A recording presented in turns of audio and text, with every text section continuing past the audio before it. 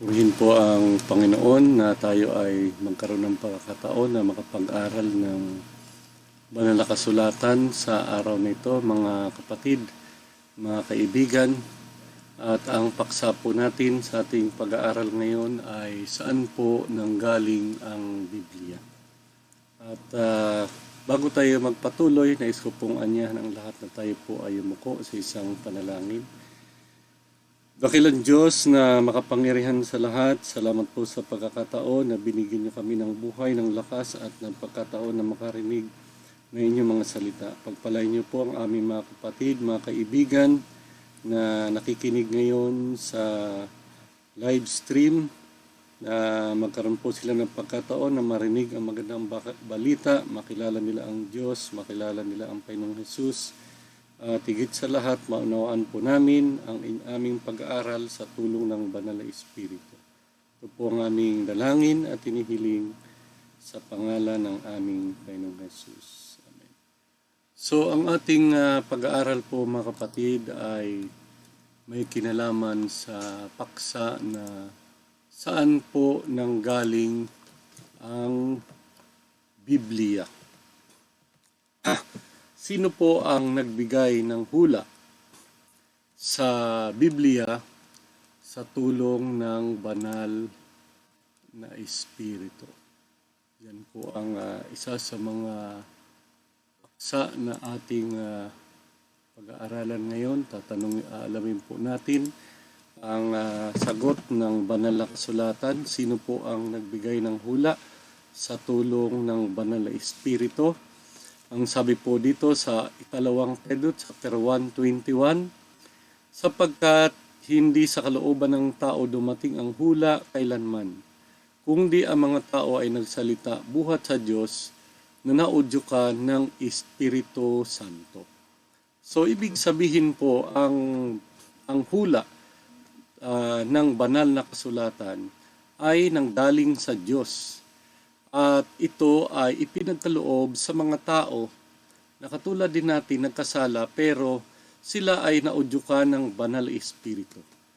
Mangyari nga po na bago ang tao nagkasala ay nagkaroon siya ng pagkataong harap-harapang makausap ng Diyos doon sa Garden of Eden. Pero nung dumating ang panahon, ang tao ay nagkasala, hindi na po nila nakakausap ng diretsuhan ng Diyos. Gayunpaman, gumawa pa rin po ang Panginoong Diyos ng paraan para makausap ang mga tao sa pamagitan ng mga piling mga tao din na nagkasala na doon po ipinahayag ng Panginoon at ang mga taong ito, pinahayag ng Panginoon ang kanyang salita at ang mga taong ito ay naudyukan ng banal na Espiritu. Ang salita pong naudyukan sa wikang English ay inspired.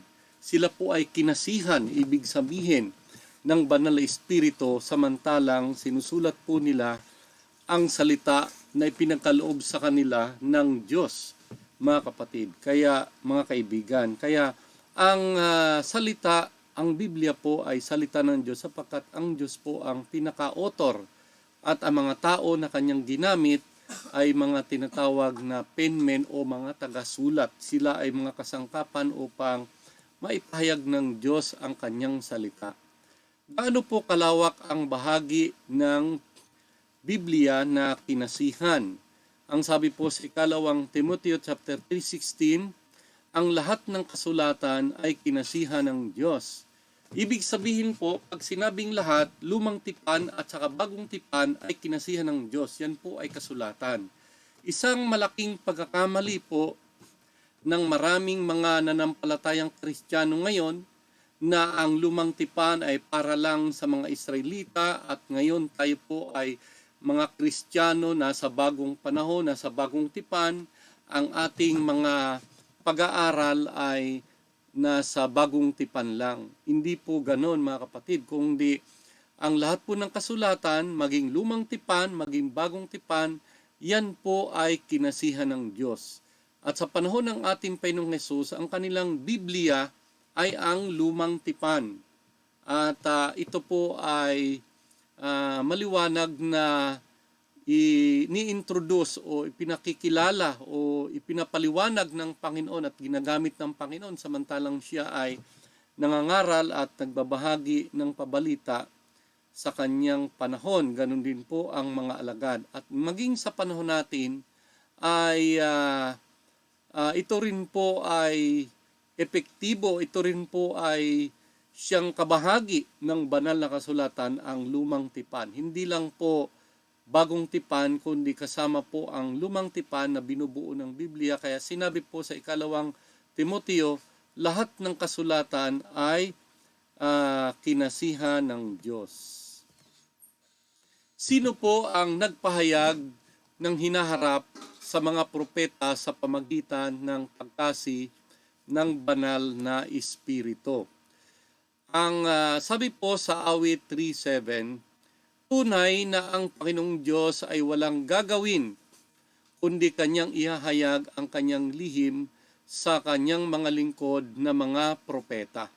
So yung mga bagay na darating sa hinaharap, mga lihim na ang Diyos lang ang nakakaalam kung ano ang mangyari sa hinaharap, sa future, ay kanyang ipinahayag sa kanyang mga lingkod na mga propeta, na mga tao din na katulad natin, pero ang mga propetang ito ay kanyang ibinigay ang pabalita sa mga propeta, ang kanyang salita na mangyari sa hinaharap, at ang mga propetang ito naman ang siyang nagsalita sa bayan ng Diyos. Sa panahon ng Israel, literally ay kanila pong sinasalita sa mga tao ito, sa simbahan o sa mga sanctuary, sa mga hari, at isinulat nila. Dalawang bagay po ang ginawa ng mga propeta. Pagkatapos na ang Diyos ay nagpahayag sa kanila sa pamagitan ng mga pangitain at panaginip, ay kanila pong sinasalita yung salita ng Diyos mismo doon sa mga taong kung saan sila inutusan ng Panginoon papunta. Halimbawa, sa bayan ng Diyos mismo, sa mga hari, dinadala nila yun doon, katulad na nila Jeremiah, si Ezekiel, Isaiah. Sa panahon ni Daniel, sa hari po ng Babylonia, ipinahayag niya. Sa kalagayan naman po sa panahon ng Nineveh, si Huna, sa kanyang kalagayan, mga hindi bayan ng Diyos ang Nineveh na kanyang pinuntahan, na kung saan dumating ang salita ng Diyos sa kanya, at ang sabi, pumunta ka sa bayan ng Nineveh, siya po ay pumunta doon. At isinulat din sa isang aklat yung salita ng Diyos na kung saan ay nabasa natin ngayon. Sa panahon nila ay binanggit mismo ito ng mga propeta, mga kapatid, sinalita mismo. Natitiyak ba natin na ang Biblia ay galing sa Diyos? Ang sabi po sa unang Thessalonica chapter 2:13, at dahil naman dito, kami ay nagpapasalamat na walang patid sa Diyos, na nang inyong tanggapin sa amin ang salita na ipinangaral. Sa makatuwid bagay ang salita ng Diyos ay inyong tinanggap na hindi gaya ng salita ng tao, kundi ayon sa katotohanan, salita ng Diyos, na gumagawa naman sa inyo na nagsisisampalataya. So, paano po natin matitiyak na ang Biblia ay salita ng Diyos? Sapagkat dito po, mga kapatid, sa unang Thessalonica, chapter 2:13, ay binanggit po ni Pablo sa kanyang sulat sa mga Thessalonica na siya ay nagpapasalamat dahil yung salita ng Diyos na ipinangaral ay tinanggap nila na salita ng Diyos. Although, sila na mga tao, sila Pablo, yung nangaral sa Thessalonica, ay dala nila ang salita ng Diyos na hindi nila sarili, although silang nagsalita na ginamit ng Diyos, pero nagpapasalamat po si Pablo at ang kanyang mga kasamahan ay tinanggap ng mga taga-Thessalonica ang kanilang salita bilang salita ng Diyos. Na ito naman ang katotohanan, ang salita nila ay hindi galing sa kanilang sarili, kundi sila lang ay ginamit ng Diyos upang magsalita sa Thessalonica. Kaya nalalaman natin, mga kapatid, na ang salita ng banal na kasulatan ng Biblia ay hindi po salita ng tao. Although ginamit yung tao na siyang magsalita, pero ito ay originally galing sa Diyos na nagbigay sa kanila, at sa kalagayan po ng Thessalonica ay tinanggap nila ang salita na sinalita sa kanila ni Pablo bilang salita ng Diyos, sapagkat ang Diyos po ang nag-utos na sila ay pumunta at mangaral sa iba't ibang mga lugar nakarating nga po sila sa Tesalonica, dala-dala ang salita ng Diyos, mga kapatid, mga kaibigan. Ang lima po na katanungan na ating sasagutin ngayon ay, talastas ba kaya ng mga propeta ang kanilang mga pabalita ay buhat sa Diyos? Sila po ba ay nakakaalam na ang kanilang pabalita ay galing sa Diyos, o mga inisip lang nila na ang Diyos nagsalita sa akin na hindi naman nagsalita ang Diyos sa kanila? May mga tao na gano'n, nasasabihin nila sila ay tinawagan, sila ay ginamit ng Panginoon, pero hindi naman, mga kapatid. Sila lang ang nagsabi nun, yung inisip lang nila yon na nagkaroon sila ng salita na galing sa Diyos. Ito pong mga propeta sa banal na kasulatan, lumang tipan o bagong tipan, alam ba nila na sila ang kanilang salita na dinadala ay galing sa Diyos? Tingnan po natin, mga kapatid, ang sabi dito sa ikalawang Samuel 23 verse 2. Ang sabi dito ay isa sa mga halimbawa ay yung sinabi po ni David.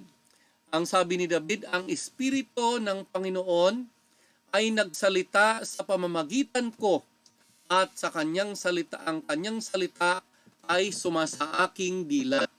So habang si Haring Solomon o Haring David, mga kaibigan, ay nagsasalita, alam niya na samantalang nagsasalita siya sa bayang Israel, at samantalang siya rin ay sumusulat sa bayang Israel, yung kanyang isinulat, yung kanyang salita, alam niyang hindi sa kanyang sarili, kundi ito po ay galing sa Diyos. Kaya ang sabi niya, ang Espiritu ng Panginoon nagsalita sa pamagitan ko, at ang kanyang salita ay nasa aking mga dila. Halimbawa naman ay si Jeremiah. Ano naman ang sabi po ni Jeremiah, mga kapatid? Ang sabi ni Jeremiah, mga kaibigan, dito po sa kanyang aklat, nang magkagayoy inunat ng Panginoon ang kanyang kamay at hinipo ang aking bibig. Ito po yung si Jeremiah ay nagkaroon ng pangitain, ng panaginip na kanyang nakita ang Panginoon. At inunat ng Panginoon ang kanyang kamay, nakita niya, hinipo ang aking bibig at sinabi sa akin ng Panginoon, narito, inilagay ko ang aking salita sa iyong bibig. Yan ang sabi po ni Jeremiah, mga kapatid. Ngayon, si Ezekiel naman, ang sabi ni Ezekiel sa Ezekiel 2 verse 7, ang iyong salita ay ang iyong sasalitain ay ang aking mga salita. Yan ang sabi ng Diyos kay Ezekiel sa kanyang pangitain. Si Zacarias naman, siya po ay ama ni Juan Bautista. Ang sabi dito ay napuspos ng banal na espiritu si Zacarias sa Lucas 1:67. At sa verse 70 ay sinabi ng Diyos, sinabi na ang Diyos ay nagsalita, sinabi ni Zacarias na ama po ni Juan Bautista na ang Diyos ay nagsalita sa pamagitan ng kanyang mga banal na propeta na nagsilitaw buhat ng unang panahon. Ayan po, mga kapatid, ang sabi sa panahon po ito ng bagong tipan, sa panahon ng ating Panginoong Hesus, sa panahon na ni Juan Bautista, ay si Zacarias ay napuspos ng banal espiritu at binanggit niya na ang Diyos ay nagsalita sa pamagitan ng kanyang mga banal na propeta na lumitaw sa unang panahon. Ito po yung mga panahon nila Moses, panahon po nila David, panahon nila Jeremiah, Isaiah, sa lumang tipan, panahon nila Daniel. Yan po ang kanyang mga tinutukoy ng siya ay nabubuhay naman sa panahon ng bagong tipan, sa panahon ng ating Panginoong Hesus. At pang-anim po na ating katanungan at tinatalakay sa umagang ito tungkol sa salita ng Diyos ay, saan ang galing ang lahat ng mga katotohanan at sa pamagitan ng anong paraan ipinaalam ito sa tao? Ang sabi po sa Apocalypse chapter 1 verse 2 at saka verse 1 at saka verse 2, ang sabi po, mga kaibigan, ang Apocalypse ni Hesukristo, tinutukoy po yung salita na yung banal na kasulatan o yung pahayag na Revelation o Apokalipsis na ibinigay ng Diyos sa Kanya upang ipahayag sa Kanyang mga alipin. Sa makatwid bagay ang mga bagay na nararapat na mangyaring madali at Kanyang ipinadala at ipinaalam sa pamagitan ng Kanyang anghel sa Kanyang mga alipin na Kanyang mga anghel sa Kanyang alipin na si Juan, na sumasaksi sa salita ng Diyos at sa patotoo ni Hesukristo sa lahat ng mga bagay na nakita niya. So dito mga kapatid, itong aklat ng Apokalipsis, nang ibig sabihin po sa original na Greek ay Apokalipsus, nang ibig sabihin po nito sa wikang Ingles ay revelation o sa Tagalog ay pahayag. At sa pagka-translate po sa ibang mga sa lumang Biblia ay Apokalipsis. Na ibig sabihin, ito po ay sinulat ni Juan Bautista. Ito po ay Apokalipsis ni Hesukristo. Ibig sabihin, pahayag ito ni Hesukristo na ibinigay sa kanya ng Diyos. Nang ibig sabihin po, yung pahayag o yung salita ng Diyos, yung Biblia, yung banal na kasulatan, ay galing sa Diyos, ang tinutukoy ang Ama. Ibinigay sa kanyang sa pamagitan ni Hesukristo, sa kanyang anak. At si Hesukristo naman, ang nagbigay nito kay Juan Revelador nung siya ay itinapon sa aklat po sa isla ng Patmos, at nung itinapon siya sa isla ng Patmos, nagkaroon siya ng pangitain. Yung pangitain niya ngayon, isinulat niya, ito ngayon yon yung aklat ng Apokalipsis. Nang ibig sabihin, itong aklat ng Apokalipsis, bagaman si Juan ang nagsumulat nito, bilang tao na ginamit ng Diyos, sinabi niyang hindi galing sa kanya, kundi galing sa Diyos ang lahat ng mga pahayag na ito, yung mga prophecy, yung mga hula, yung mga bagay na mangyari sa huling panahon mula sa panahon ni Juan Revelador. Mga hula na magaganap na ito ay bahagi ng banal na kasulatan. Ito po ang huling aklat ng banal na kasulatan, ang tinatawag na aklat ng Apokalipsis na sinasabi ni Juan, nakita niya sa kanyang pangitain at ito'y galing sa Diyos, ibinigay kay Kristo, ibinigay sa kanyang lingkod na si Juan sa pamagitan ng mga anghel. At ito'y ipinadala sa bayan ng ito'y pinadala sa mga manampalataya sa panahon po ni Juan, sa mga tinatawag na mga Kristiyano sa kanyang panahon. At ito rin ay pinadala sa ating lahat ngayon, maging sino man tayo, maging Kristiyano, maging tayo man ay mga Hudyo o kaya ay Buddhist, tayo man ay Muslim, anuman ang ating kalagayan, maging tayo man ay Amerikano, anuman ang lahi natin, Negro, Hapon, Asian, lahat po ng mga tao dito sa sanlibutan, ang salita na ito ng Apokalipsis o ang aklat na ito ng Apokalipsis at lahat ng bahagi ng aklat ng Biblia mula po sa Lumang Tipan, Genesis, Exodus, Numbers, Deuteronomy, mga sulat po ni Moses at mga sulat po ng mga propetang si Daniel, si Jeremiah, at saka Isaiah, si Ezekiel, si Haggai, lahat po yan mga kapatid, Malakya sa Lumang Tipan, Bagong Tipan, banal, bahagi ng banal na kasulatan ay mga salita na ibinigay ng Panginoon sa mga propeta upang iparating naman ng mga propeta sa mga tao sapagkat ito po ay mga bagay na mangyari sa huling panahon. Kaya tayo po mga kaibigan, mga kapatid, ay labis na nagpapasalamat ng Diyos po ay napakabuti sa atin.